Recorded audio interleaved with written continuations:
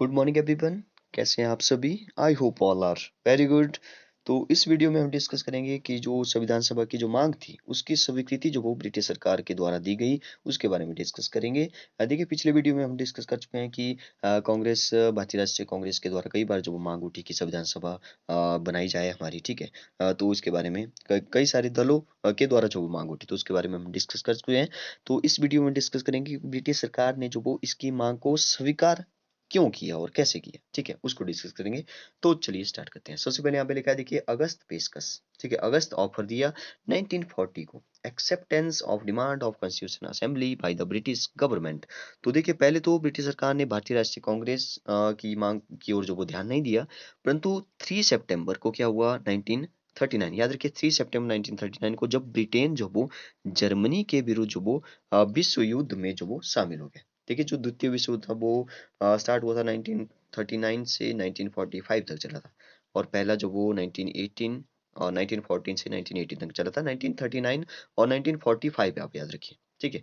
तो ये था द्वितीय विश्व युद्ध। तो जर्मनी के विरुद्ध जो वो विश्व युद्ध में शामिल हो गया ब्रिटेन भी, और भारत के तत्कालिक वायसराय लॉर्ड लिन थी लिन लिथगो, ठीक है, लिन लिथगो के बिना जो वो भारतीयों के अनुमति के भारत के इस युद्ध में शामिल कर दी। तो कांग्रेस के कार्यकारिणी जो थे वो युद्ध में, मतलब कि इस युद्ध में बिना किसी की अनुमति के जो वो शामिल कर दिया। तो इसके विरुद्ध विरोध किया उन्होंने, ठीक है। प्रांतों में स्थित कांग्रेस की सरकारों को त्याग पत्र देने के लिए कहा। जब 8 प्रांतों में स्थित कांग्रेस सरकारों ने जो वो त्याग पत्र दे दिया, तो ब्रिटिश सरकार ने भारतीयों के युद्ध में सहयोग की आवश्यकता को अनुभव करते हुए भारत के वायसराय लॉर्ड, आपको पूछा जा सकता है कि जब भारत संविधान सभा की मांग की जो स्वीकृति मिली थी उस टाइम जो वो कौन थे, भारत में ब्रिटिश सरकार के जो भी वायसराय थे, ठीक है। तो लॉर्ड लिथगो को आवश्यक पग उठाने को कहा, ठीक है। तो उन्होंने क्या किया कि 8 अगस्त 1940 को एक घोषणा की, जिसमें अगस्त पेशकश कहा गया, अगस्त ऑफर कहा गया। इस घोषणा के अनुसार जो वो क्या-क्या कहा गया, तो इसमें कहा गया कि वर्तमान स्थिति में कोई भी परिवर्तन नहीं किया जा सकता। नेक्स्ट का, युद्ध के पश्चात ब्रिटिश सरकार एक ऐसी समिति गठित करेगी जिसमें भारतीय लोगों के सभी वर्गों और हितों को शामिल किया जाएगा। तो ऐसा उसने इसमें कहा। नेक्स्ट लिखा है कि यह समिति भारत के लिए संविधान की स्वरूप रूपरेखा जो वो तैयार करेगी। ब्रिटिश सरकार इस समिति को हर संभव सहायता देगी।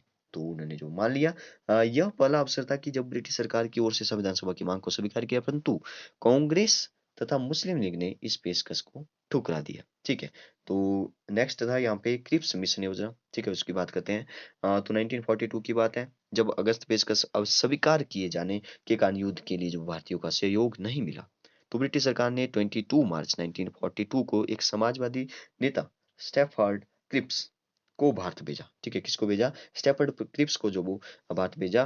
तो उसने क्या कहा, क्रिप्स ने भारत के विभिन्न दलों और प्रतिनिधियों से बातचीत के उपरांत जो वो एक योजना तैयार की, जिससे क्रिप्स सुझाव या क्रिप्स योजना कहते हैं, ठीक है।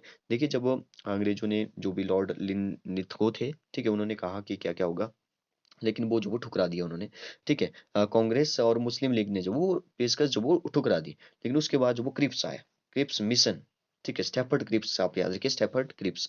तो उन्होंने क्या सुझाव दिए इसमें, तो युद्ध की समाप्ति के पश्चात भारत को संविधान बनाने के लिए एक संविधान सभा का गठन किया जाएगा, जिसमें ब्रिटिश भारत और देशी रियासतों के प्रतिनिधि शामिल होंगे। तो उन्होंने जो वो यहाँ पे स्वीकार किया ऐसा कि आपके ही देशी रियासतों के ही प्रतिनिधि शामिल होंगे उसमें। नेक्स्ट लिखा, भारत में संविधान सभा के सदस्यों का चुनाव जो वो प्रांतीय विधान सभाओं के सदस्यों द्वारा अनुपातिक प्रतिनिधित्व प्रणाली के आधार पर किया जाएगा। इसकी संख्या चुनाव करने वाली विधानसभा के कुल सदस्यों का 10वां भाग होगी। नेक्स्ट है, देशी रियासतों के प्रतिनिधियों रियासतों के शासकों द्वारा मनोनीत किया जाएगा। संविधान को लागू करने का उत्तरदायित्व ब्रिटिश सरकार पर होगा, ठीक है। इस योजना को भी अगस्त पेशकश की भांति कांग्रेस और मुस्लिम लीग के द्वारा जो वो स्वीकार नहीं किया गया, ठीक है। ये भी जो वो स्वीकार नहीं किया गया। फिर जो वो आई मंत्रिमंडल मिशन योजना, ठीक है, कौन सी आई? मंत्रिमंडल मिशन योजना, कैबिनेट मिशन आया।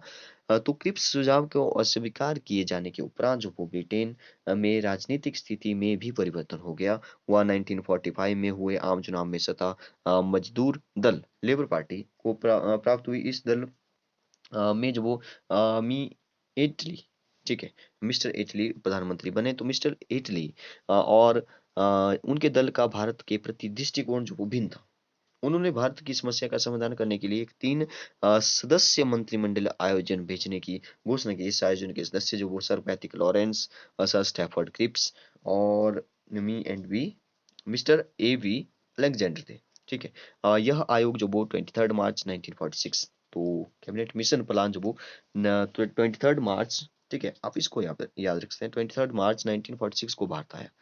23 मार्च 1946 को जो वार्ता है, इसने विभिन्न राजनीतिक दलों के नेताओं और अन्य संगठनों के प्रतिनिधियों से बात करने के बाद 16 में 1946 को एक योजना प्रस्तुत की जिसे मंत्रिमंडल मिशन योजना कहा गया।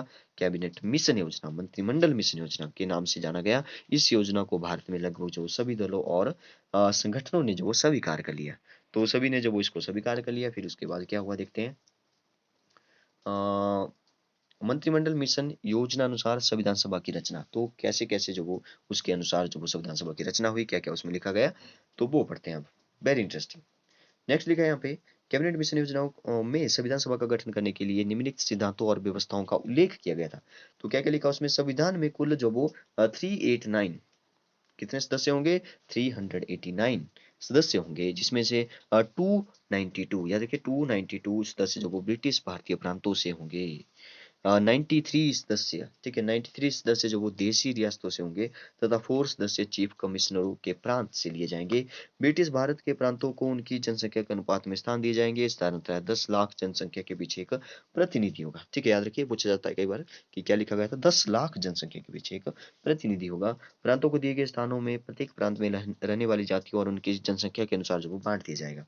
नेक्स्ट लिखा था, संविधान सभा में चुनाव के लिए मतदाताओं को निम्नलिखित श्रेणियों में बांटा गया। चुनाव के लिए कैसे बांटा गया, सामान्य स्थान था, जनरल स्टेट सीट सॉरी, इस श्रेणी में कुल 210 210 स्थान रखे गए, जिसके लिए जो वो चुनाव तथा मुसलमान मतदाताओं को छोड़कर सिख, ठीक है, सिख और मुसलमान मतदाताओं को छोड़कर अन्य मतदाताओं द्वारा किए जाने की व्यवस्था थी।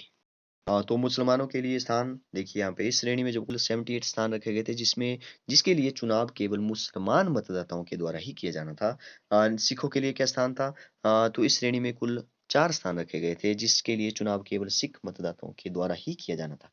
नेक्स्ट था कि मंत्रिमंडल मिशन योजना के अंतर्गत ब्रिटिश भारत को 3 समूहों में विभाजित किया गया था। कौन कौन से, क वर्ग के प्रांत, ख वर्ग के प्रांत और ग वर्ग के प्रांत। A group province, B group province and C group province. तो इस ग्रुप में जो वो 6 हिंदू बहुमत वाले मद्रास, बम्बई, संयुक्त प्रांत, इसको आप याद रखते हैं। जैसे कोई एचएस या कोई एग्जाम होगा, जैसे कोई भी यूपीएससी का एग्जाम है, तो उसमें जो वो ऐसे डीपली क्वेश्चन पूछे जाएंगे। तो 6 हिंदू बहुमत वाले मद्रास, बम्बई, संयुक्त प्रांत, यूपी, ठीक है, बिहार, मध्य प्रांत सीपी तथा उड़ीसा शामिल थे। ठीक है, ख प्रांत में कौन कौन थे, इसमें जो वो पंजाब, सिंध, उत्तर पश्चिम प्रांत जो वो शामिल थे। ग प्रांत में कौन कौन शामिल थे, इसमें जो वो असम और बंगाल जो वो शामिल थे। मंत्रिमंडल मिशन ने ब्रिटिश भारत के स्थित प्रांतों में प्रतिनिधित्व देने के लिए संविधान सभा के 6 दानों का निम्न प्रकार से विभाजन किया। तो कैसे कैसे विभाजन किया, आप यहाँ पे जो वो देख सकते हैं। 31 सामान्य श्रेणी, तो यहाँ पे आप देखिए, बिहार में सामान्य स्थान, मुस्लिम स्थान और कुल स्थान आप यहाँ पे देख सकते हैं, मध्य प्रांत। ठीक है, तो नेक्स्ट यहाँ पे आप इसको देख सकते हैं। सबसे ज्यादा कहाँ पे था, यहाँ पे संयुक्त प्रांत 47। ठीक है, नेक्स्ट देखिए, नेक्स्ट यहाँ पे भी वही लिखा है, ख प्रांत में जो वो आप यहाँ पे देख सकते हैं, इसको आप पढ़ सकते हैं अच्छे से।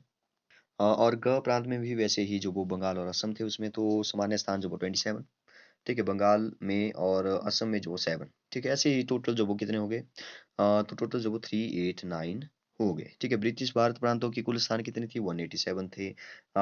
चीफ कमिश्नर के स्थान कितने थे, तो 70 थे। ठीक है, और जो भी ब्रिटिश इंडिया की जो भी मतलब प्रांतों की कुल संख्या कितनी थी, तो वो जो वो 187 थी। तो ऐसे ऐसे जो वो टोटल कितने हो गए, टोटल जो वो 389 हो गए। नेक्स्ट वीडियो में हम बात करेंगे कि जो प्रतिनिधियों के चुनने की जो प्रक्रिया है और जो संविधान सभा का जो गठन है, उसके बारे में हम चर्चा करेंगे। आज के लिए इतना काफी है। Thank you and have a nice day.